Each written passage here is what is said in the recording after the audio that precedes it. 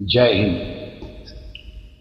जैसा कि हम बिल्डिंग कंस्ट्रक्शन के बारे में बात कर रहे हैं, पहले हमने इसके 4 वॉल्यूम्स किए जिसमें हमने स्लैब लेवल तक बिल्डिंग कंस्ट्रक्शन कैसे करना है उसके बारे में डिस्कस किया।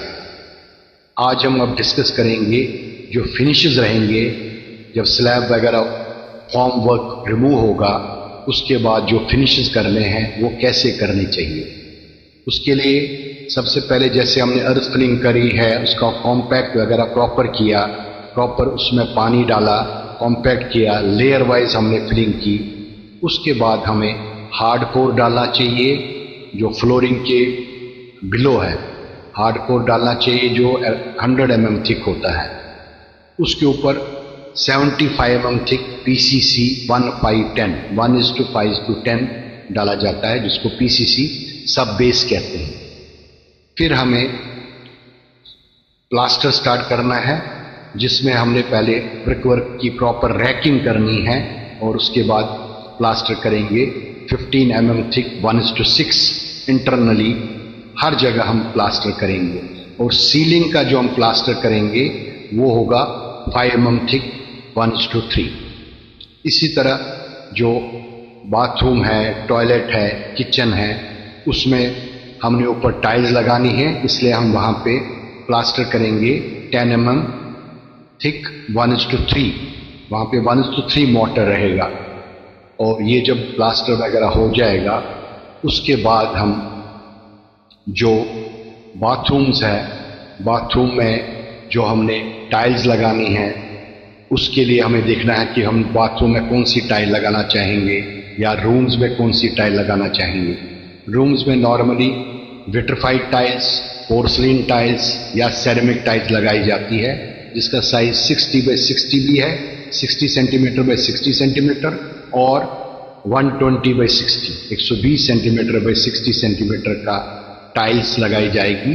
उसके नीचे पहले 10 mm थिक, उसके नीचे पहले 30 mm थिक PCC 1:2:4 किया जाएगा या 25 mm थिक और 30 mm थिक। उसके ऊपर 10 mm थिक का स्क्रीड 1:3 डाला जाएगा और उसके ऊपर फिर टाइल्स लगाई जाएगी जो पोर्सलिन होगी या सेरेमिक होगी या विट्रिफाइड टाइल्स होगी जिसका थिकनेस 8 to 10 mm होगा। 8 to 10 mm थिक टाइल्स की थिकनेस होगी। नॉन स्किड टाइल्स या मार्बल फ्लोरिंग करना है, जो भी हमें करना होगा। और वॉशरूम्स में भी इसी तरह सेरेमिक टाइल या विट्रिफाइड टाइल्स जिसका साइज 30x30 हो सकता है। नॉर्मली बाथरूम में छोटी टाइल लगती है, इवन आजकल 60x60 भी लग रही है। और जो बाथरूम के जो वॉल्स हैं उसमें भी 10 mm थिक स्क्रीड होगा, बॉटम में भी, टाइल्स के नीचे, वॉल्स में भी 10 mm थिक स्क्रीड 1:3 होगा। उसके ऊपर टाइल्स लगाई जाएगी जिसके डिफरेंट साइजेस होंगे 8 to 10 mm थिक।